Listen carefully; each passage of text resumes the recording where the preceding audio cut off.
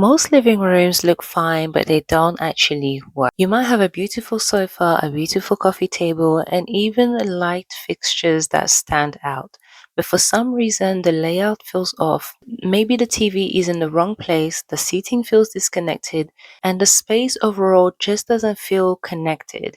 So that when you invite people around, you feel like you can talk to each other and everyone feels comfortable in the zones that they're in. The truth is, a beautiful design isn't just about beautiful furniture, it's also about the layout and how everything flows and comes together overall. And today I'm going to show you exactly how to do that. I will walk you through 5 principles that architects and interior designers use to make a space feel more comfortable, inviting, and enjoyable for the years to come. We'll be doing this by transforming a boring disconnected living room into a luxurious space that you can enjoy. Hi, my name is Sarah. I'm an architect with over 15 years of experience based in London, and I work closely with homeowners, developers, and investors to change the spaces that people live in and make them better for their well-being. I'm also the founder of the Design Board Collective,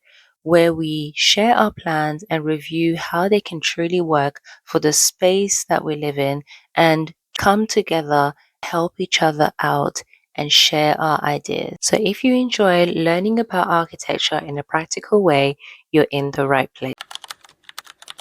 Have a look at this layout. This is what I call a default living room layout. All the furniture pushed against the wall and the TV is placed where you think it should be, and the coffee table floating somewhere in the middle because it simply belongs there. The common problem with this is the seating might be a little bit too far from the TV without you not having the right focal point.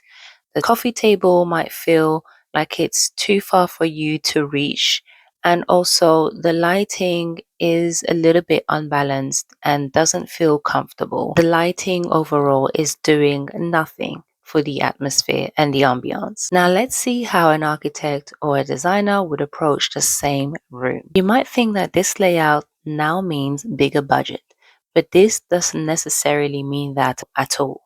It just means that there's been a lot more thinking behind the layout. Every successful living room begins with a clear focal point, and this might be where the fireplace goes, where the windows are positioned, where will you put the furniture, television, the artwork, the vases. You get the point. The mistake that people make is trying to give equal opportunity to everything overall within the space. And this can sometimes make the space feel a bit more chaotic. So what I mean is that you're trying to have the same size of the sofa be as large as possible to fit the room, with a really big coffee table, large artwork, a really big size TV, large feature light. This overall can actually make the room feel a lot smaller. What you need to do is to design your room around one main element. Luxurious spaces feel calm, especially because they know exactly where your eye needs to turn to and where it needs to look. You don't need to do too much. You'll be creating a chaotic living room space. In your living room, you need to create a conversation zone. Furniture can often feel like we are all too apart from one another. You need to make sure that the layout comes together in a way that you feel will create a better conversation. In many homes, you'll see that the sofas are very apart from one another. The chairs are facing a different direction, and that the TV seems to dominate the space. The approach you need to take is to create seating space that is about 2 to 3 meters so that people can talk directly to each other, and that there's also a way to flow around the room so that when someone gets up, they feel comfortable and they will not hit the coffee table or hit someone on their way. Circulation is the number one thing an architect thinks about. I always pay attention to this immediately. The typical mistake is that people can walk directly through the seating area. What you need to do is to leave about 60 to 90 centimeters from each that furniture, so from the seating to the coffee table, so that people can feel comfortable as they're walking around and not feel as though they will be in the way of another person. When circulation is designed properly, it immediately makes the room feel more comfortable, spacious, and expensive.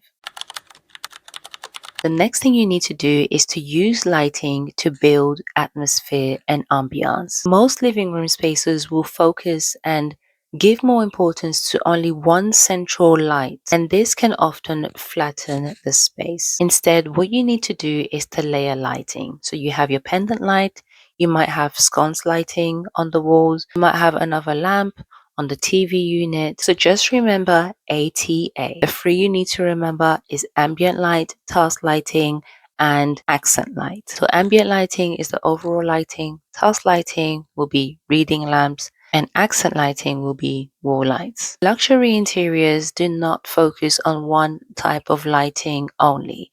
They focus on different types of light to create a comfortable space and a luxurious feel overall. And this in return will elevate the room immediately.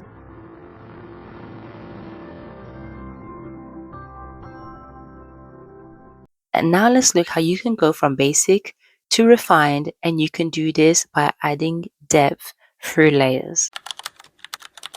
So for example, the layers that I'm talking about will be planting, textiles, books, and other objects to fill the room. Overall, you want to make your living room feel beautiful and collected, not chaotic, and definitely not staged. Now let's look at this example of a living room that has changed from boring to luxurious. What you can notice immediately from this wasn't just the furniture, but it was the logic behind the layout. So here are the 5 principles we talked about. You need a clear focal point. Think about the conversation seating, good circulation, layered lighting, and textured design layers. So having discussed all of this, I'm curious, what is the biggest challenge that you have in your living room right now? Is it the furniture placement? Is it the lighting? Is it that you don't really know what textiles or materials that you need to use for your space? Or it might simply be the layout and you need to reconfigure the furniture altogether. Remember, I have the community called the Design Board Collective. I will leave the link below for anyone who wants to join. If you enjoy learning about architecture and how it can improve our well-being by the way that we redesign and reconfigure our spaces overall, then this is the space where you want to be. Make sure you subscribe because I share practical insights like this every week. Remember, great design isn't about expensive furniture. It's about thoughtful decisions.